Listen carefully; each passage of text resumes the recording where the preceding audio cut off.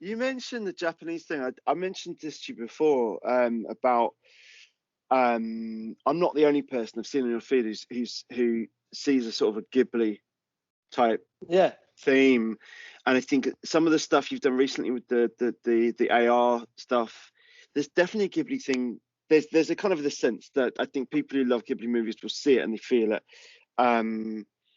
And so you've mentioned this sort of Japanese influence. Is there anything what is that? Is there anything there? Where does it come from? Well, And it leads me on to thinking: is there a direction you can take that's sort of literary based or film based? You think this would be? I would like to do that. I'd go that direction. mm, There's a lot like in that. I don't sit and watch loads of films. Yeah, I don't. I'm very aware of Studio Ghibli. I'm very aware of all that kind of Japanese animation, but I don't have collections of it, and I don't spend all my time watching it and studying it at all. I mean, I've watched what is it, Spirited Away. I've Mm. seen a couple of things, and I mean, I love Blade Runner. I love all these kind of sci-fi things, but I wouldn't see myself as a fanatic. I like that. But I'll explain probably why that theme comes into my work is because it comes back to using the spray can again. When I first saw the gas come out, the color gas, and hit the wall, it was like a cloud hitting the wall. And I was like, how can I expand on this? And for me, using a spray can is perfect for painting skies. It's perfect for giving that grade off depth to the horizon so that you can give distance. You're painting with mist. Mm. So I wanted to create atmosphere in my work a lot more than just style. I wanted to create like this pixelated world. It feels like pixels, when you go. I spend most of my time really close up to the wall when I'm Mm-hmm. painting, so I see a very different vision to what someone else is seeing from the bigger picture.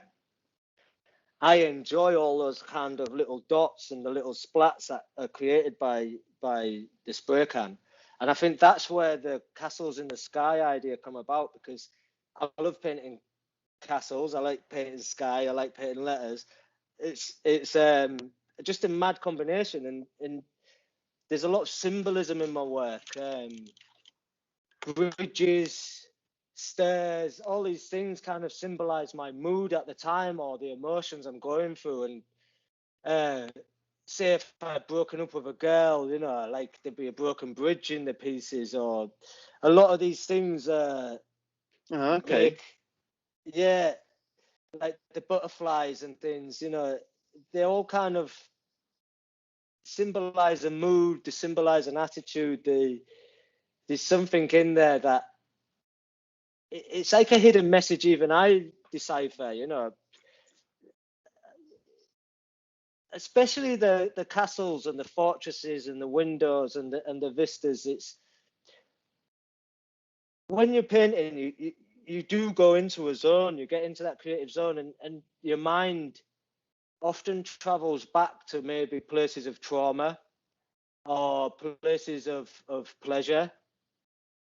So it's like meditation. So that feeds into the work, and that's a lot of the reason why I freestyle, because I find it I don't find it difficult to copy a design on a wall. That's very easy, but I find it difficult to stick to that plan because when you're creating a painting, it has to have its own. You can't force it. It has to become something, Even if I'm using a photograph for reference, I can't. I'm not copying that photograph. I'm using that photograph as a way to express, as a measurement, or as a device, a catalyst, a motivation, or something. And especially with the murals, it's like, because I mean, I often find myself having to do the stuff up high up, so I'm up a ladder. The design's getting lost within 10 minutes of turning up to a wall. You have to give yourself the ability to make it up on the spot, and I think that's where you become familiar with painting a butterfly or a bird or a bridge or a little pagoda, because it's dreamlike. I think that's the thing. Dreams feed a lot into my work, and that's what gets me back to the Studio Ghibli thing, you know, or just that kind of really beautiful moving image, you know. I think there's one Ghibli movie that's literally called Castles in the Sky, and I think there was one post you put on Instagram that a lot of people commented saying, "Wow, that's it's sort of so thematic." But you said an interesting thing there then about how so many there are sort of themes and there are elements of your pictures and your painting that are they're representative of something. Does that mean could you go back to old murals and you can see you talked about maybe a bridge or the stairways I've seen you talking about before, and then go, oh, I remember what was happening in my life when I painted that because of these things I've dropped in there. Are there Yeah, stories like there that is. Yeah, within them that you can see? yeah, yeah. I went through a little phase of having at the bottom of a piece is like a little mouse hole. I still kind of sometimes put them in a little mouse hole with two little eyes in there. And it's like going back to that kind of monster under the bed thing, you know, the whole idea of the they made me do it kind of concept, you know. It's like this hidden kind of, I suppose, demon or god, or there's something that's controlling you, you know, your mind. What is a mind? What is making me say this and do this? And you know, it's interesting. And you can spend a lot of time over examining it. So sometimes I like to just go with it and see it. But yeah, I could look back and see certain phases, but in general, a lot of the time that uh, since we've had cameras and the internet, I've kind of enjoyed life. You know, it's not been that bad. I've had breakups with girls, but that's that's what happens, isn't it? But generally, living in Bristol at a time when all that was, it was great. I mean, I look back at some of them early pictures and think, wow, you know, going back beyond that into Hull, we didn't have cameras. You know, I may see something that a friend will post from, and I goes, oh wow, that was there. There you go, yeah. You know, I mean, this is 30 years ago, so you can't be expected to remember everything. But yeah, I think living in Bristol and London, meeting all these different people and stuff, and I mean, moving to London was another big point because that was when I actually started living in my art studio and actually living as an artist. You know, it was like in Bristol, we was living in a flat all together as graffiti artists, and for a while we was on the dole, and then effectively I just walked out of the dole office one time because I was sick of lying to them about saying I wanted to be a designer. They're like, well, you can't be that. You've got to be like you've got to work at this factory with the chickens or something. I'm like, no, I won't be a designer. I'm not lying on the form anymore. So I just walked out and never looked back ever. And I think it's important to put restrictions on yourself, you know, and not become dependent on the state, because you can do it if you really have to. If you really have to, you do. People find a way. All these musicians in life, they find a way because you have to. It's just as simple as that. That's it.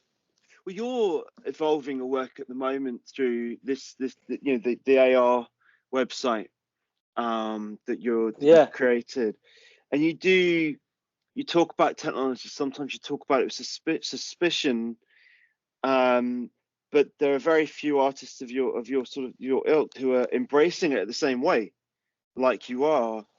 So, kind of, what's the thought process to do that, and then and where does that take you? 5 years, 10 years? How does that evolve? Well, like obviously coming from a time before all of this and seeing it evolve, you do either feel scared of it or you just have to become part of it. You know, it's that fight or flight sort of thing. And then I realized that, like, you know, it's important that you can share your work and get it out there. And I was like, that's what I was doing as a graffiti artist. I was leaving something on a bus shelter or in the park as on the tennis courts wall, and people would come by and see it. And then the next time they saw me, maybe a week later, they're like, "Oh, we've seen that. That was beautiful. Yeah, that's great. Oh, that's great." And that's what inspired all of that, was the idea when the internet came about. Was like, right, I need a website. I need somewhere where I can leave stuff that people can see in the same way I'd done on walls. Um, so I kind of embraced it, but then also you become a lot more aware of how it's also embracing you. Mm-hmm. You know, over the, especially the past 5 years, the internet isn't the internet that we all started with anymore. We've built like a cyborg. We're the human beating heart of this electronic robot we've built, you know, that understands everything we're doing, you know, and listens to everything we're saying. So it's rightful to be suspicious, but then also you're like, well, look, I've carried a phone with me for years now. You know, we all have. And this thing now is able to listen to everything I'm saying. I ask it, what's this song? What's this? Where's this place? What, you know, it tells me when I've got to go to a doctor. It reminds me, it remembers stuff I've forgotten. So they know everything about us now. And I find that spooky, but also really amazing, because it's like, well, you know, it's like having an extra brain. It's like having a brain that remembers everything. And ideally, that can leave me to get on with pleasure, Yeah. just the pleasure bit. Because all the rest has been really hard for us to do for ages. You know, how do I get to this person time? How do I remember this? How do I calculate this? That's difficult. That can do all of that. So, I can just enjoy, as a human being, the superior alpha species. I can just eat and breathe, you know. I just And asked you if you could see a way into movies or anything. I think you're answering it right now. I think yeah, I mean, I'd love to. That was the you've whole got a Blade idea Runner with, in you. yeah, yeah. I'd say, like, since that technology has been put in our hands, it, and obviously you can't do everything, and you don't understand how to use everything, so you have to collaborate with people that do. So I've met filmmakers, I've met musicians, I've met these people that they spend all their time doing that, and I spend all this time doing this. So it's really interesting when you fuse these together, because you know you can. I love how someone else can bring to your work stuff you never expected, and that could be music or film or animation or clubs or all this kind of stuff. So I love that. It's like a relay race, like a baton. Like, oh, I've finished this. You take this on, and let's see how we get to the destination this way. You know. Yeah. So yeah, I'm always interested in moving. Because the whole idea that I'm trying to pursue is taking people into somewhere new, you know, somewhere different, even for a moment of their life, even if it's a repeated space. It's a bit like, I suppose, getting high. You know, it's like, oh, I want to go and do this. I want to go and feel like this and see these colors. But you can do that naturally with an artist's work if you really do expose yourself to it and let it become part of your moment. Mhm. You know, you read, like, I've started reading a lot lately, like books and stuff, and that's become a part of my day now. I wake up and I just go and read a chapter in a book, like a book that I'm reading, and just, I don't go on the internet. I don't do anything for an hour other than just read, and it's influencing my dreams and my paintings. And I like the idea that I can immerse myself in someone else's work, Mhm. like especially writing. You know, I'm really into reading at the moment. Like, the way it transports your brain, I like that, and I think that's what I'm trying to do with paintings. And I think that's why I do the drip paintings as well. I like the drips in the work, because when you look at drips like a puddle, everyone can kind of imagine, like, it's like when you look at a cloud and you can see Mickey Mouse or whatever in the sky. You know, people, it's on a basic level. People can say that, oh, I can see a face in that rock or in the trees, or that splash looks like a guitar. You know, it's like a basic level of creativity, and I think that's why I like to do it. I like to layer the drips, because that to me symbolizes how all the leaves in a garden created in a, you know, it's by order, but it's also very random. And I think that's the thing with drips. And the drips are impossible to copy.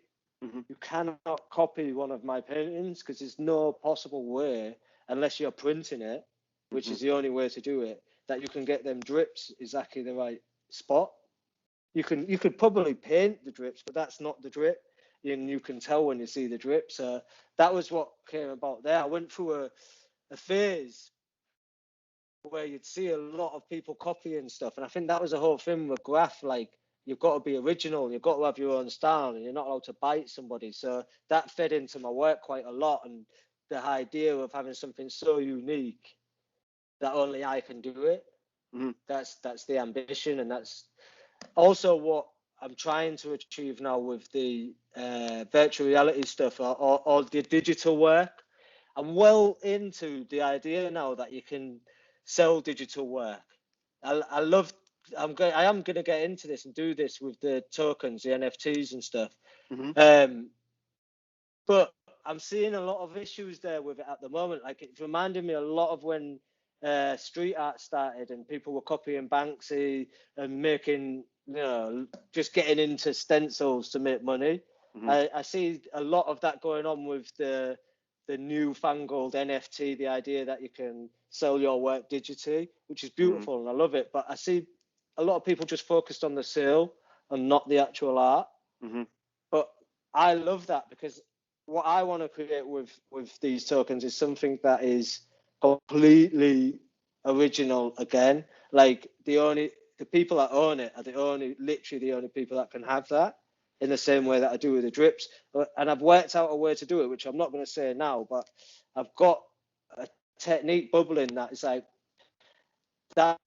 this is how you do a digital piece of art for sale, and people are doing some amazing stuff. Not everyone's just on the bandwagon. There's like the artificial intelligence, like paintings, I love to see, you see all the pixels, like data as pigment. Mm-hmm. I find that amazing. I'm loving that, how you input data and it can be, the computer interprets as colors and creates, Monet's water lilies and stuff. I think that's amazing. It's a far away from getting your mum to type up your on an electric typewriter. In the same way, it's like that. I'm still at that stage. It's like I'm working with a couple of lads, and they're like, I'm having to send a message like, I know you're busy, but I had this dream last night. I really need to see some visuals of that. And they're like, guys, I've got this. They're pixels, right? It's the same sort of data, thing, but and it's a pigment. But if you could just make that happen, that'd be smashing. Yeah, here's a scribble drawing. Yeah. But yeah, I mean, I'm really enjoying it at the moment, how there is so many options for artists and creativity. Really enjoying that. Like, I wake up, I'm like, oh, I'm really excited about trying something else, or I'll be just in the mood to do a normal painting, or I mean, a lot of my time now is left with canvases laid horizontal with the water evaporating from the fins. So I'll do that in the morning, and that's kind of why I went out for a bike ride earlier, is because, like, I can't really walk anywhere. Everywhere's got paintings drying. I'm fortunate that where I am, it's very warm, so yeah, it's gonna dry quicker than they used to at this time in London. Yeah, it could be drying for a week. Most of them I know they're gonna be dry by 6 p.m. So yeah.